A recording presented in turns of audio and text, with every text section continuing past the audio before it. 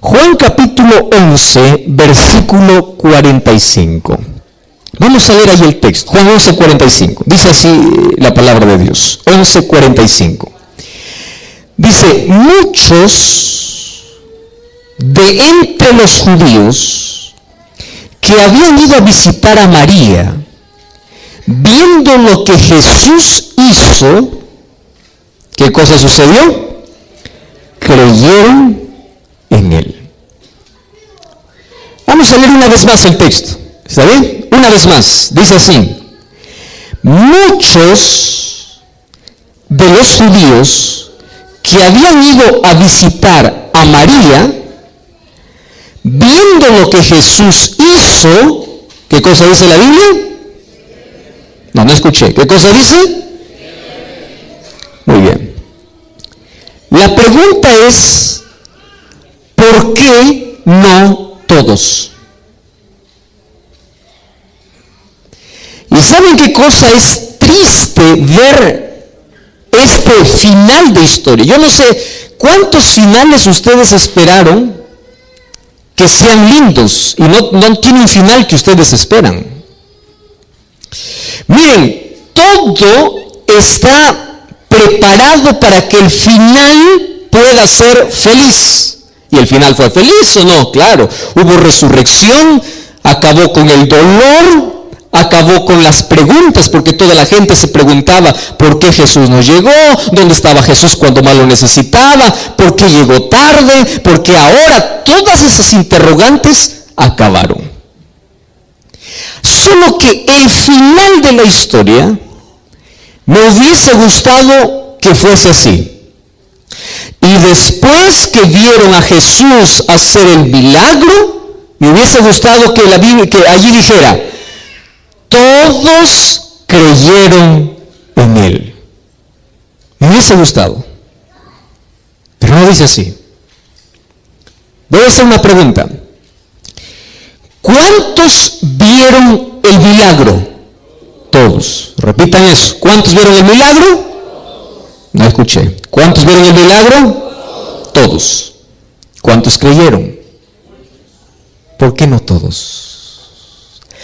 ¿Qué sucedió con aquella gente que no creyó? Vamos a leer el versículo 53. Versículo 53. Dice así. Desde aquel día resolvieron o decidieron matarlo. ¿A quién? A Jesús. ¿Quiénes decidieron matar a Jesús? Los que no creyeron.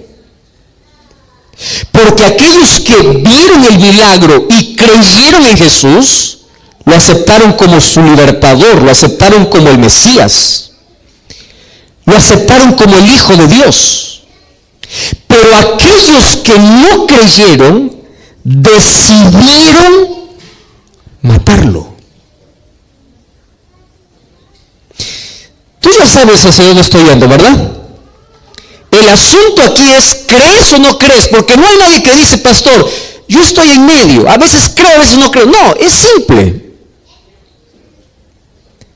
Aquellos que no creen forman parte del otro grupo que toman la decisión de matarlo. Claro, hoy voy a hablar de otras expresiones, pero en la historia bíblica el grupo estaba dividido.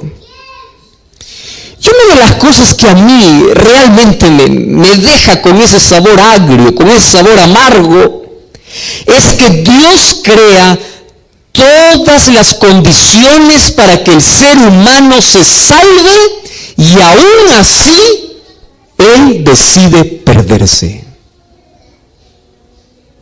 El ser humano.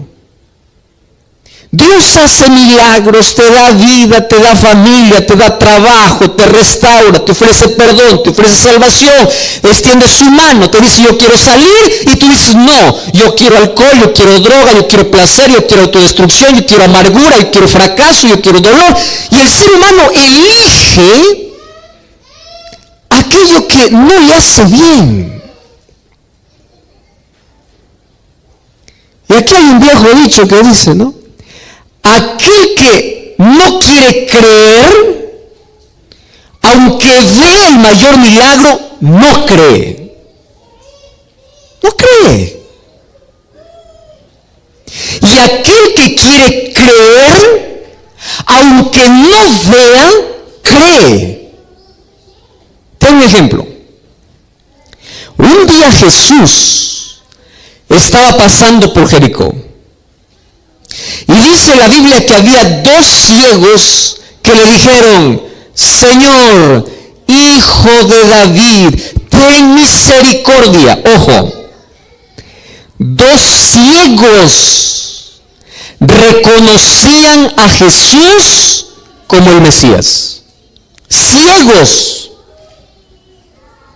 Y aquellos que veían milagros, poder, vieron tantas cosas, no lo querían aceptar como el Mesías.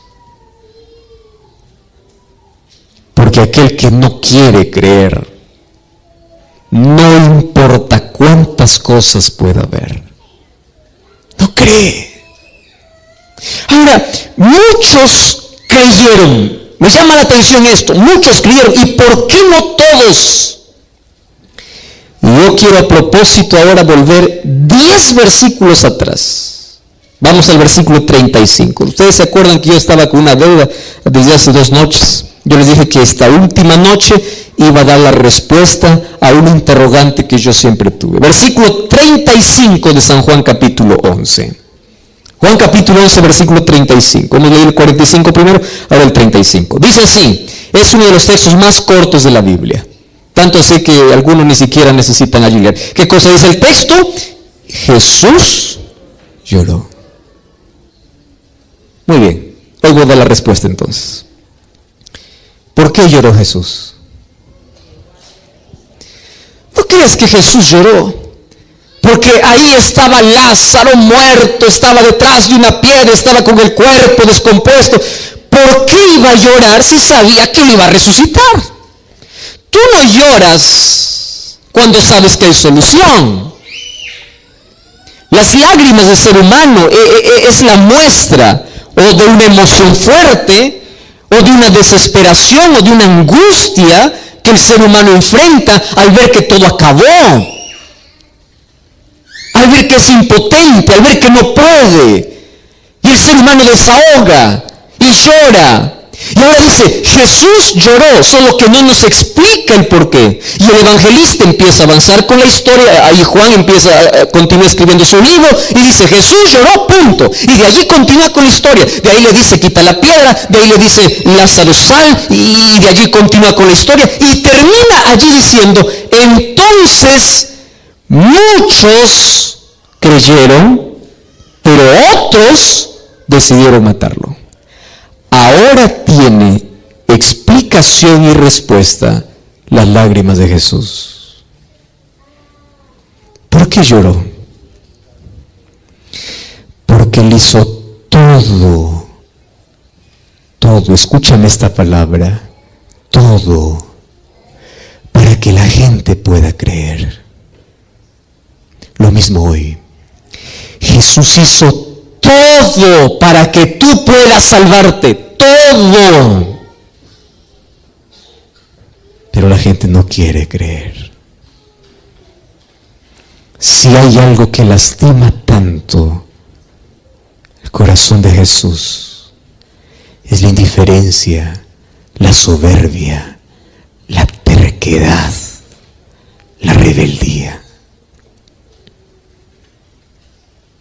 Tú ya escuchaste acerca de un amor no correspondido.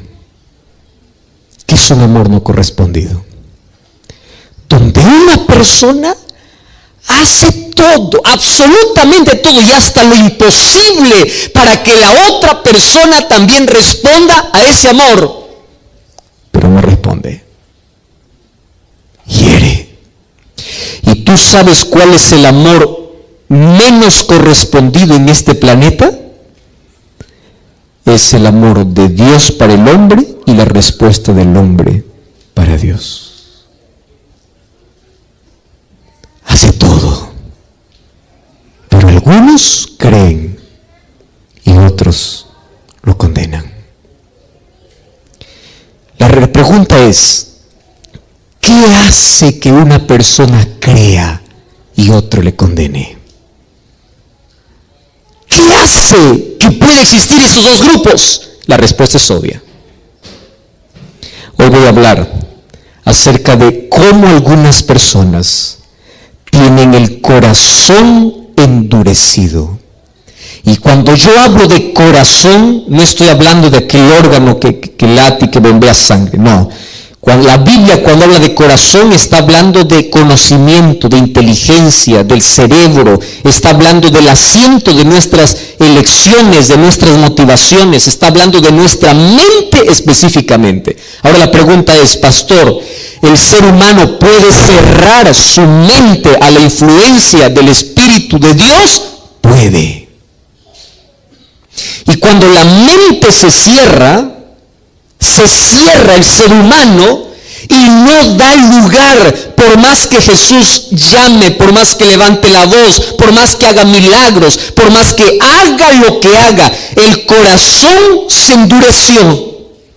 Solo que para tener el corazón duro, no creas que el ser humano nace con un corazón duro.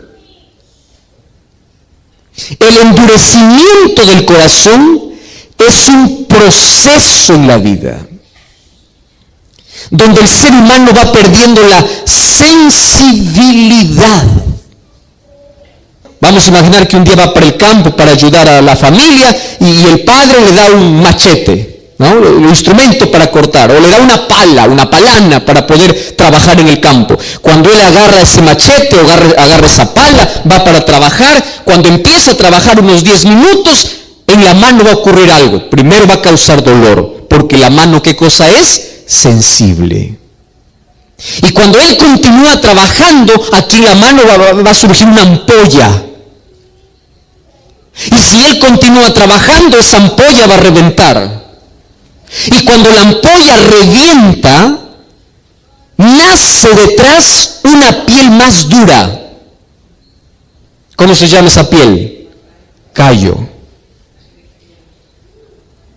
Y cuando la mano tiene callo, tú puedes trabajar todo el día con el machete y la pala y la mano ya no siente más. Porque se acostumbró. Le dolió al comienzo.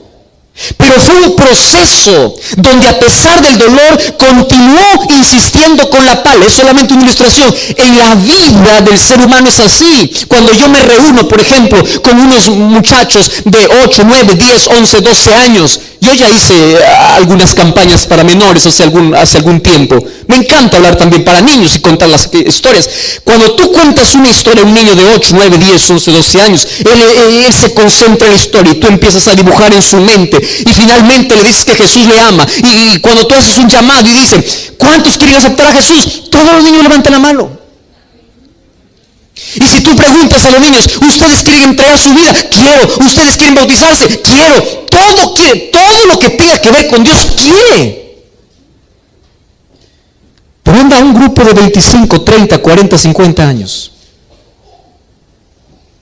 Y empieza a contar la misma palabra, empieza a hablar del mismo poder, empieza a hablarle del mismo Dios y empiezas a trabajar en su razón, en su mente, y el Espíritu Santo está trabajando. Entonces pregunta, ¿cuántos quieren aceptar a Jesús? La mayoría va a levantar la mano. ¿Y cuántos quieren seguir a Jesús? Va a bajar. ¿Y cuántos quieren ser bautizados? Va a bajar.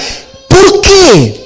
¿Qué hace que en la vida podamos perder la sensibilidad? ¿Qué hace? Hay algunos que pueden decir así, pastor, insensibles pueden ser aquellos que han navegado en las aguas oscuras de la vida. Insensible es un homicida, insensible es un violador, insensible es un ladrón, insensible es una persona que se hundió en el pecado. ¿Te digo una cosa? No. Estás equivocado si piensas que los más insensibles están afuera en el mundo perdidos. No. Un día, un hombre soberbio un hombre homicida, que sus manos estaban manchadas de sangre porque perseguía al pueblo de Dios, se encontró con Jesús y le siguió. Cambió su nombre, cambió su historia, cambió su vida. De perseguidor pasó a ser el mayor predicador. El nombre de este era Saulo, que fue para Pablo. ¿Por qué? Porque tu pasado no condiciona para que tengas un corazón duro. Tu pasado no condiciona. Un día 2 ladrones estaban al lado de Jesús, cerca de Jesús. ¿Cuál la distancia que había entre su cruz y la cruz de Cristo? No era más de 3 metros. Tan cerca de Jesús. Los dos tenían la misma historia, los dos tenían el mismo pasado, los dos habían robado, los dos eran ladrones, los dos estaban condenados, pero uno reconoce a Jesús. Uno. Entonces, no es el pecado que cometes en la vida, o no es la profundidad en la vida al cual hayas caído que hace que tu corazón sea duro. No. Conozco gente que tiene un pasado terrible. Personas que ya hicieron cosas innombrables en la vida. Que Dios los puede transformar, Dios los puede restaurar. Porque cuando ven la presencia de Dios, la majestuosidad, la gloria de Dios, ellos se rinden ante Dios. Entonces, pastor, ¿quiénes son los duros? Ahora sí te voy a hablar algo un poquito fuerte.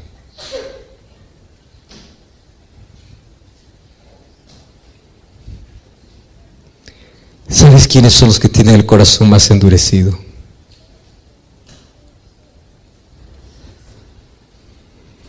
Aquellos que parecen más buenos en esta vida.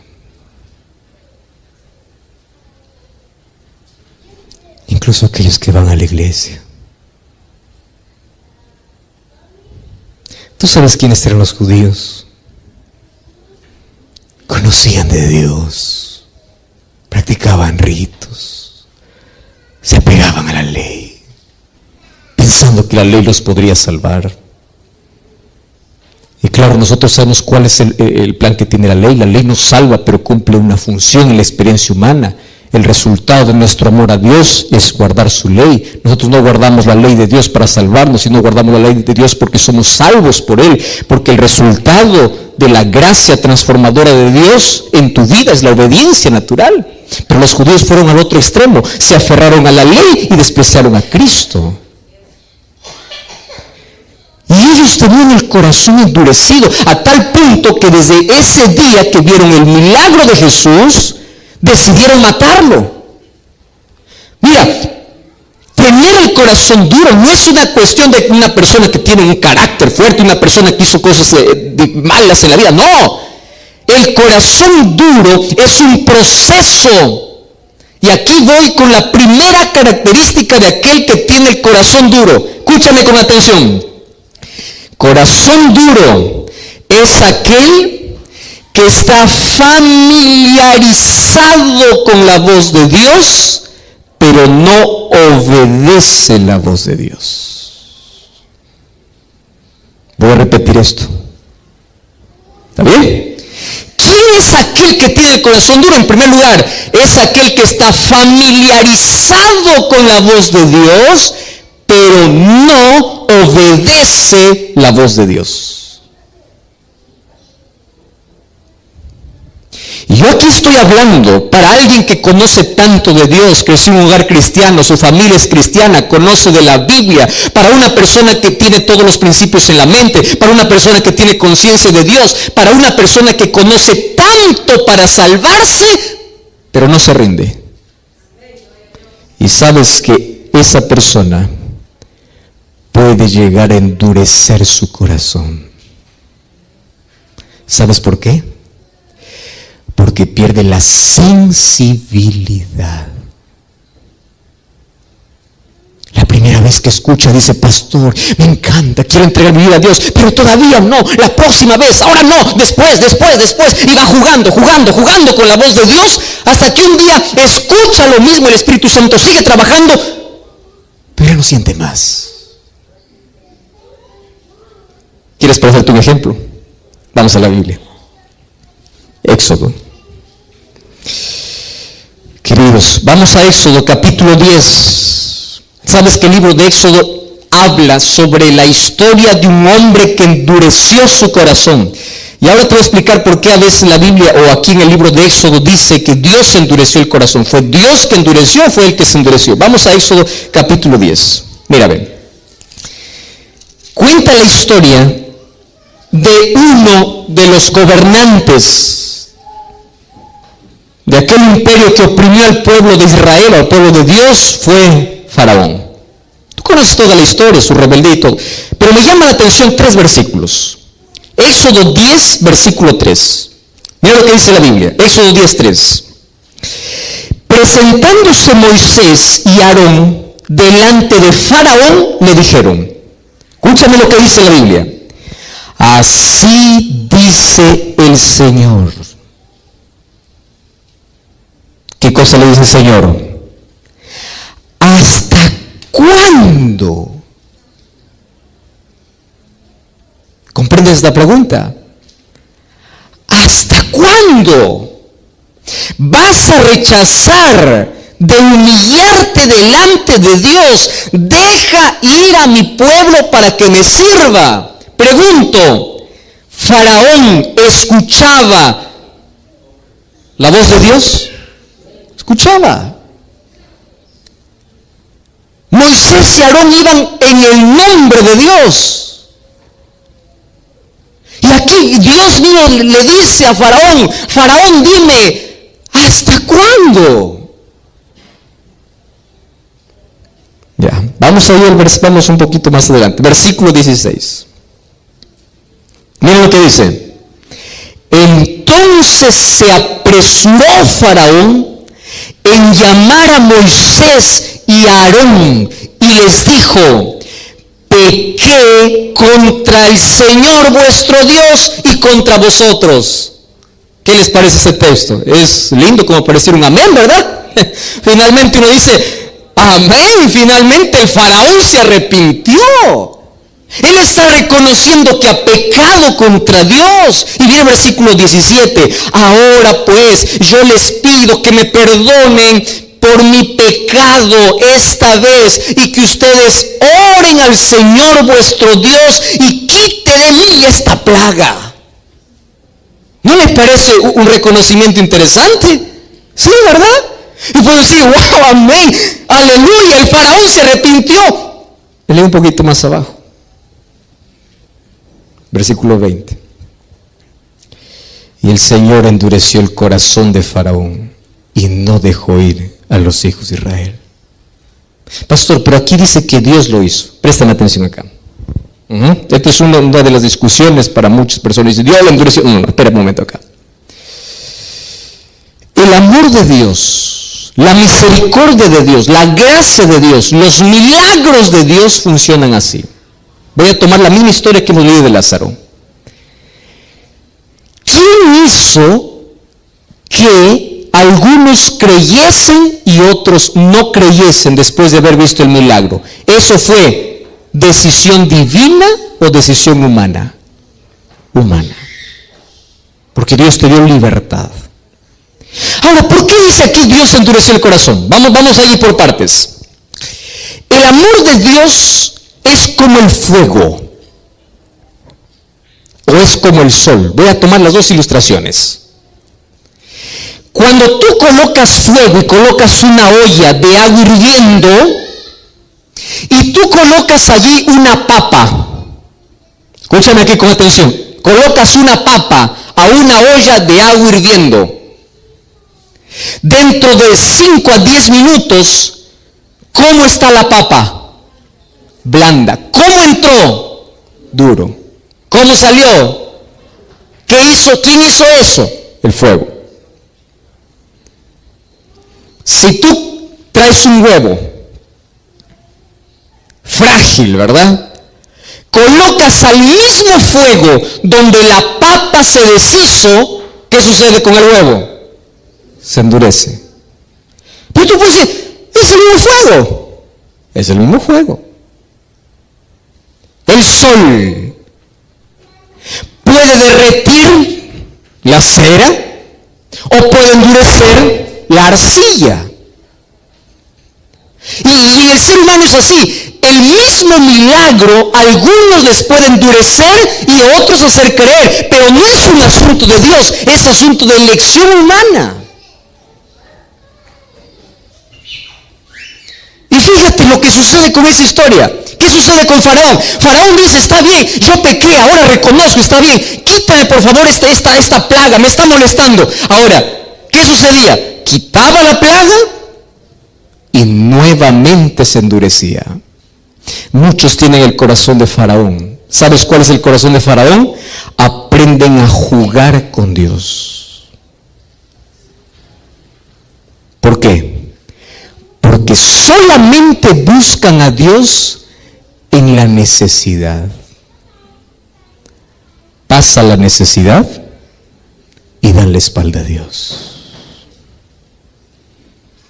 Tú ya viste una persona que está en problemas, por favor, oren por mí, una persona que tiene a alguien enfermo, una persona que está enferma, ore por mí y yo después voy a servir al Señor. Esa persona se sana y vuelve a su vida.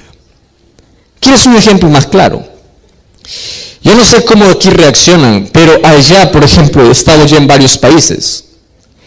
Cada vez que existe un terremoto, estoy ya conté una historia, me parece, una de estas noches. Cada vez que existe un terremoto, hasta aquel que dice ser ateo va a orar. Las iglesias se llenan, todos confiesan sus pecados, la tierra tiembla, los edificios caen, la gente se desespera, la gente busca a Dios, la gente hace todo y dice, Señor, sálvame, Señor. Pasa el terremoto, la gente volvió a su vida. ¿Viste eso o no? ¿Quién sabe, puede estar alguien aquí? ¿Verdad? Y en un momento de emergencia, Señor, sálvame. Dios te salvó nuevamente. Tu corazón se endurece. Entonces, llega un momento en que tanto juegas con Dios, que tu corazón se va endureciendo. Dios no mandó 10 plagas para Faraón. Dios mandó 10 oportunidades para que Faraón se pueda rendir, pero no se rindió. Porque el peor error que puedes cometer en la vida es familiarizarte tanto con la voz de Dios, pero no obedecerlo. ¿Y sabes qué cosa dice el libro de Job, capítulo 9, versículo 4? Dice así: Él es poderoso de corazón y Él es sabio. ¿Quién se endureció contra Dios y le fue bien? ¿Quién? Entonces, ayúdenme a recordar, ¿cuál es la primera razón por la cual el corazón humano se endurece? Cuando escucha la voz de Dios, pero no obedece. Repiten conmigo. ¿Cuándo el ser humano su corazón endurece? Cuando escuchan la voz de Dios, pero no obedece. Y cada vez te distancias más. Y Dios te sigue llamando, pero tu corazón está más cerrado.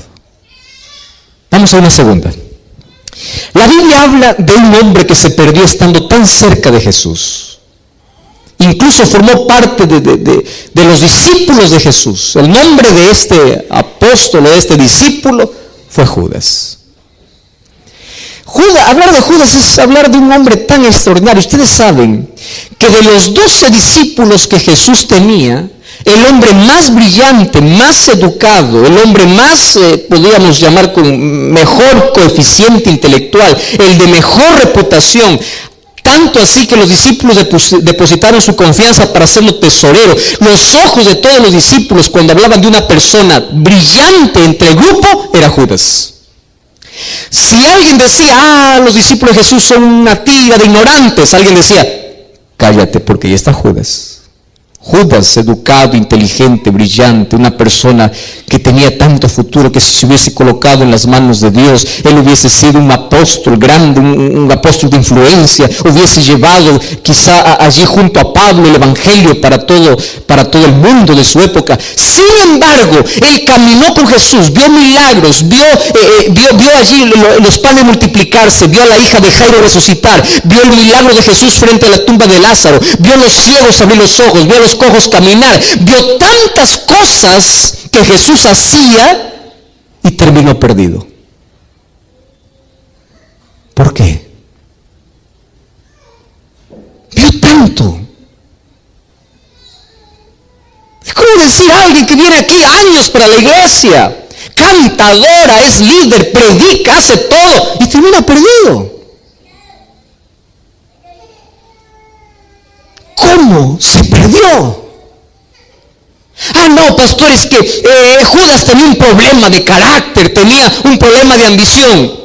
¿Tú crees que Juan no era ambicioso? ¿Tú crees que Pedro no era ambicioso? ¿Tú te acuerdas que un día la madre de 2 discípulos de Jesús se acercaron para Jesús a decirle: cuando tú empieces a gobernar, quiero que a mis hijos los coloques, uno a tu derecha y otro a tu izquierda? Demostraba la intención que había en el corazón. Ahora, tú ves la vida de Pedro, un hombre del cual ya se habló mucho, ¿verdad? Cuando fue para la presencia de Jesús, era el que más interrumpía, el que más hablaba. No era solamente el que más hablaba, a veces hacía quedar mal. Era un hombre que no tenía control, no tenía dominio. ¿Tú crees que los discípulos de Jesús eran perfectos y Judas se perdió por imperfecto? No, todos eran imperfectos. Todos eran orgullosos, todos eran egoístas, todos eran ambiciosos. La pregunta es, si todos eran orgullosos, egoístas y ambiciosos, ¿por qué uno se perdió? Corazón. No te voy a esa palabra, corazón. Lo que te voy a decir ahora, yo quiero que lo grabes allí, lo escribas en tu mente. El pecado no es un problema para Dios, porque Dios te puede limpiar de todo pecado. Por eso Él dice: si tus pecados fueran como la grana, como la nieve, serán emblanquecidos. Pero ven, es decir, la mancha de egoísmo, de orgullo, de pecado en la experiencia humana no es un problema para Dios, porque por eso Jesús vino, para morir por nuestro pecado. El problema no es ser pecador. ¿Sabes cuál es el problema? Aferrarse al pecado. El problema es saber que tú tienes una herida y no quieres tomar la medicina. Todos eran ambiciosos, todos eran orgullosos, todos eran pecadores, pero todos se rindieron a Dios y Jesús fue transformando el carácter de uno a uno. Y mira ese pescador Pedro en el grande predicador, mira ese Juan hijo del trueno en el discípulo del amor, mira ese Tomás incrédulo ahora proclamando quién es Jesús, mira a todos esos discípulos transformados. ¿Qué pasó con Judas? Judas se aferró donde no debía aferrarse. Es decir, nunca se rindió.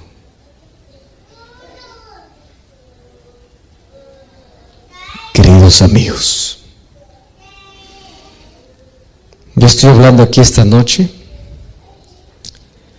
para alguien que ya asistió a muchas campañas de evangelismo, para alguien que conoce de Jesús, para alguien que ya está estudiando la Biblia, alguien que sabe que es la mejor decisión que debe tomar en la vida.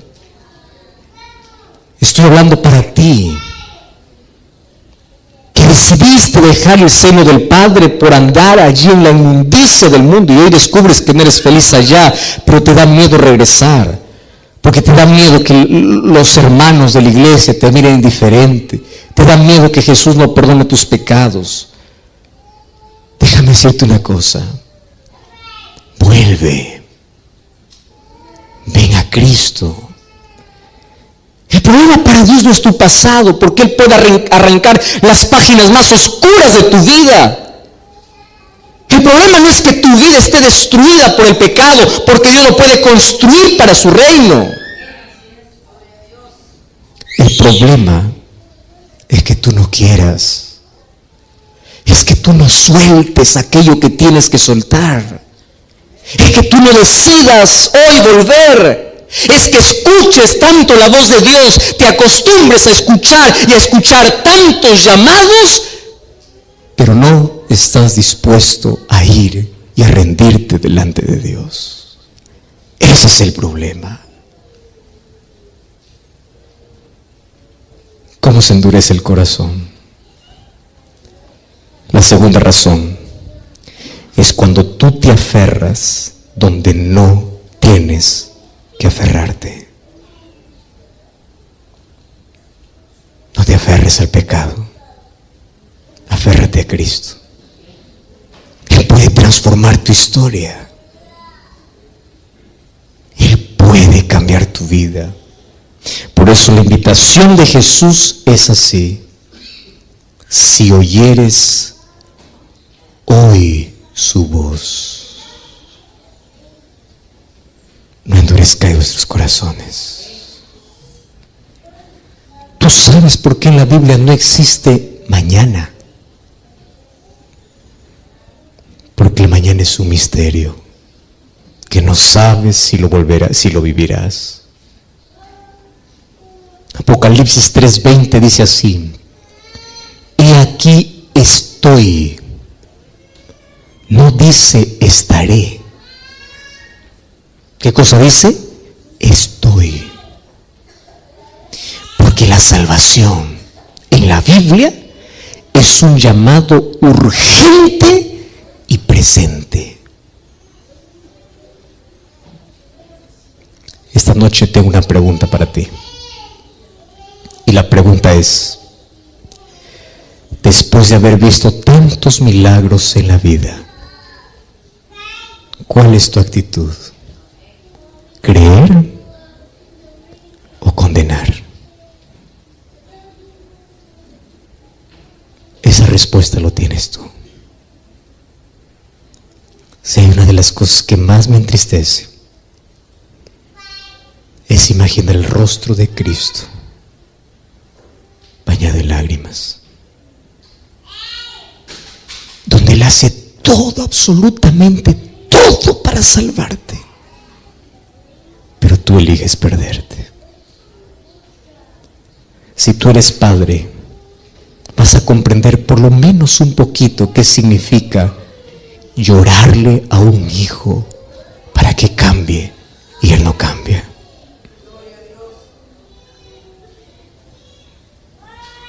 Si eres padre, por lo menos puedes sentir un poquito qué significa sufrir al ver que tus hijos se pierden. Pero es el mismo dolor que Dios siente por ti. Despreciamos la salvación por correr tras la destrucción. Elegimos no creer y terminamos condenando a Cristo. Por eso Juan 11:35 dice: Jesús lloró.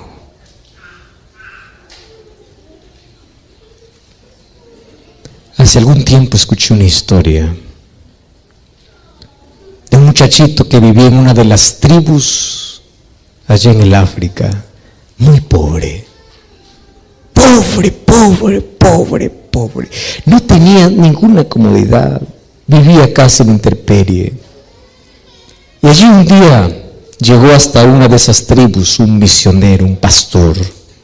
Empezó a hacer una campaña, le gustó tanto al ver de que los niños se reunían y le llamó tanto la atención allí Un morenito que siempre estaba adelante, tratando de cantar, tratando de entender todo lo que este pastor, este misionero decía. Hasta que un día le dice, mira, a mí me gustaría que tú puedas venir conmigo, yo te puedo dar educación, yo te puedo dar todo. Y él le dice, pues puede hablar con mis padres. Fueron a hablar con los padres y los padres dijeron, nosotros no tenemos cómo sustentar a este niño, si usted quiere puede llevarlo. Sin embargo, él es nuestro hijo, lo amamos mucho, mas también queremos su bienestar. Aquel misionero tomó al niño y lo trasladó hacia una ciudad, le dio educación, el niño fue creciendo, tenía un buen coeficiente intelectual, era inteligente, empezó a aprobar todos los cursos. Un día fue creciendo y a medida que fue creciendo y viendo tantas comodidades a su alrededor, empezó a olvidarse también de su familia. Y después de algunos años él escribe una carta y él ya tiene una novia, y una novia donde él había dicho, mira, yo vengo de mayores comodidades, donde él se avergonzaba en sí de su origen, y él hacía creer a todo el mundo de que él venía de una familia muy acomodada. Un día envió una carta allí para sus padres y allí les dice, miren, yo me voy a graduar, yo voy a ser un maestro. Y los padres, como no sabían ni leer, buscaron un intérprete al ver de que allí leía la madre, o la madre le dice allí a su esposo, el esposo le dice al esposo, yo necesito ir a ver a mi hijo. Va a celebrar uno de los mayores logros en su vida, es nuestro orgullo, nuestro hijo. Y el esposo le dice, pero no tenemos dinero y tienes que viajar. Dice, no importa, yo voy a hacer un sacrificio, ustedes saben el amor de madre. Agarró allí, o tomó el primer día, fue allí de camino durante todo el día, solamente con una cantinflora de agua. Y allí tuvo que atravesar aquel desierto y débil llegó hasta otro lugar donde alguien le ofreció un servicio de caminar por aquel desierto en un camello, en un animal, un animal para que pueda llevarlo hasta la ciudad. Y fueron 2 días casi de agonía bajo ese sol caliente, bajo aquella arena que hierve, y a la distancia pudo divisar la ciudad.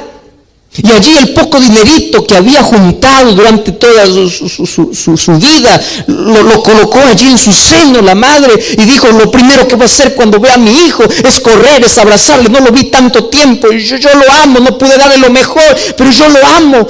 Y le voy a decir que siempre lo extrañé, siempre lo amé. Y cuando llegó allí, ella averiguó dónde estaba la universidad. Entonces tú puedes imaginar la madre cómo estaba, ¿verdad?